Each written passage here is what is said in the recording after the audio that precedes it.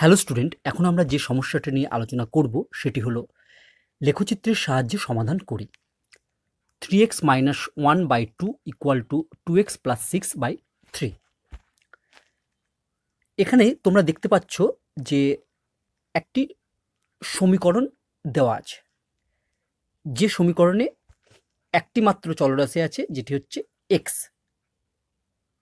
অর্থাৎ তোমাকে এখানে একটি সমীকরণ দিয়ে দিয়েছে যার একটি মাত্র চলরাশি হচ্ছে x, বা বলতে পারো ভ্যারিয়েবল x।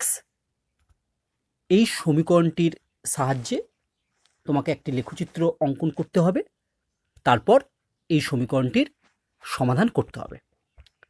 আমরা জানি যে লেখচিত্র অঙ্কন করতে গেলে আমার প্রয়োজন x স্থানাঙ্ক এবং y স্থানাঙ্ক।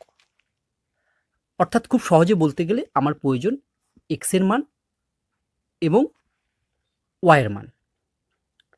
কিন্তু আমরা দেখতে পাচ্ছি যে প্রশ্নে যে সমীকরণটি দেওয়া আছে সেখানে শুধুমাত্র x ভ্যারিয়েবলটি আছে বা চলরাশিটি আছে, কিন্তু y নেই।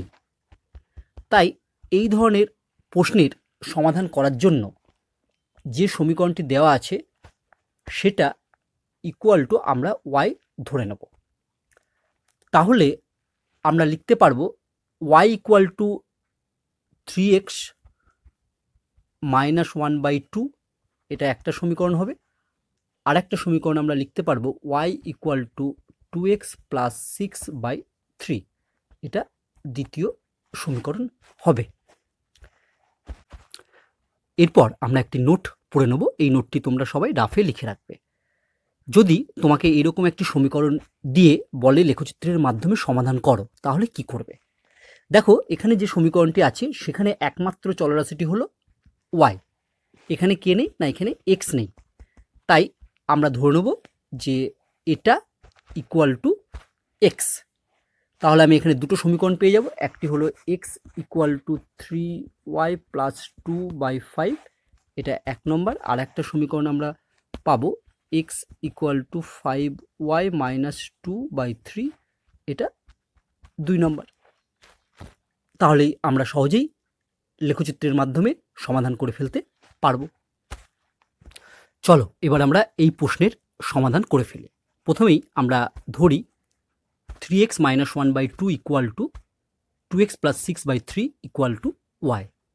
অতএব আমরা লিখতে পারবো y equal two 3x minus 1/2।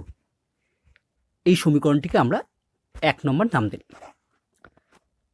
এবার আমরা একটি টেবিল অঙ্কন করি।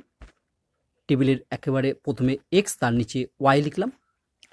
এবার এখানে আমরা x এর মান বসাবো, বসিয়ে আমি y এর মান নির্ণয় করব। আমরা যদি x এর মান 1 বসাই, তাহলে এখানে x এর মান 1 বসালে দেখবে y এর মান ক্যালকুলেশন করলে তোমরা পাবে 1। x এর পরবর্তী মান বসাবো আমি 1 প্লাস 2, মানে হচ্ছে 3। x এর মান এখানে 3 বসিয়ে তুমি যদি ক্যালকুলেশন করো তাহলে পাবে দেখবে 4। তারপরে আমরা x এর মান বসাবো 3 প্লাস 2, মানে x এর মান আমরা বসাবো 5। এখানে x এর মান 5 বসিয়ে যদি ক্যালকুলেশন করো তাহলে দেখবে তোমরা পাবে হচ্ছে 7।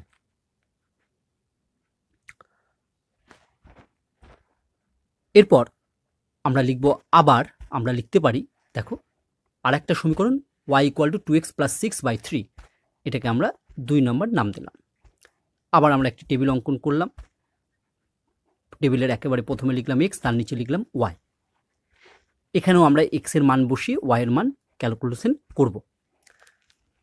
আমি প্রথমে x এর মান যদি 0 বসাই তাহলে কত পাবো? x এর মান 0 বসালে তাহলে ক্যালকুলেশন করলে দেখবে y ইকুয়াল টু আমরা পাবো হচ্ছে 2। পরবর্তী x এর মান বসাবো 0 প্লাস 3, মানে x এর মান আমরা হচ্ছে 3। 3 বসালে ক্যালকুলেশন করলে তোমরা পাবে, দেখো 3 দুগুণে 6, 6 প্লাস 6, 6 প্লাস 6 মানে হচ্ছে 12, তাহলে 3 4 12, 4। এরপরে আমরা x এর মান বসাবো 3 প্লাস 3, মানে হচ্ছে 6। 6 যদি আমরা বসাই তাহলে দেখবে এখানে x এর মান 6 বসালে পাবে হচ্ছে 6 দুগুণে 12, তার সাথে 6 যোগ করলে 18। 18কে যদি আমরা 3 দিয়ে ভাগ করি তাহলে পাবো হচ্ছে 6।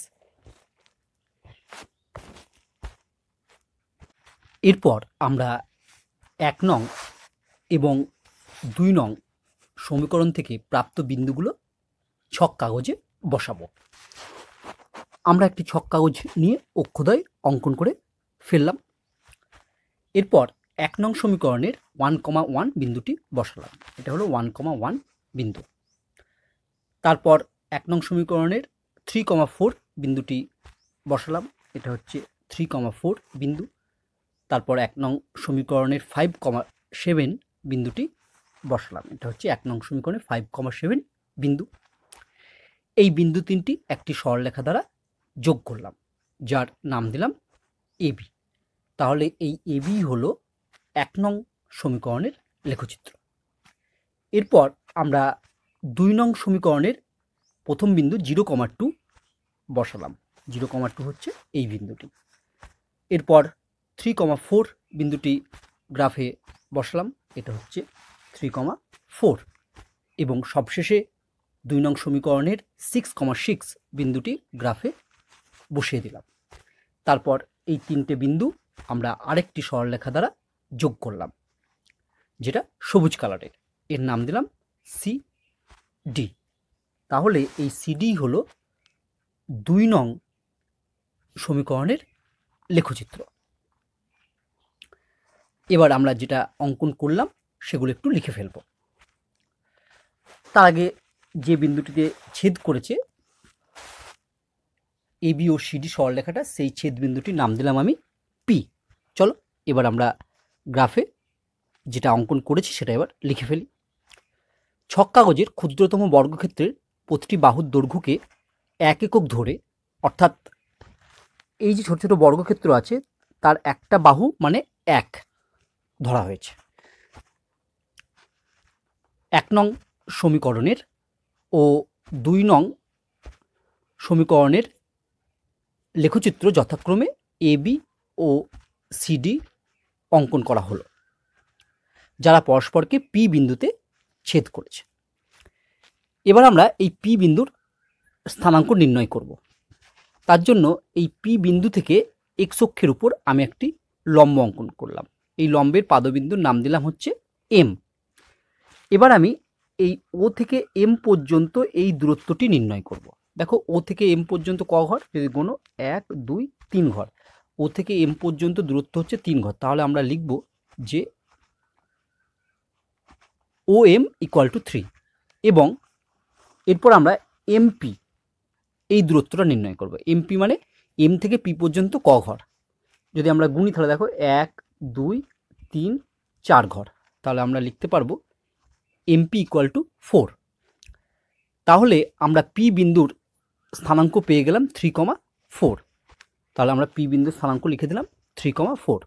আর এই বিন্দুটির স্থানাঙ্ক দেখবে তোমরা টেবিলে পেয়েছিলে 3,4। তাহলে আমরা লিখব পি বিন্দুর স্থানাঙ্ক 3,4। অতএব নির্ণীয় সমাধান x ইকুয়াল টু 3 আর y ইকুয়াল টু 4। এটাই হচ্ছে আমার অ্যান্সার।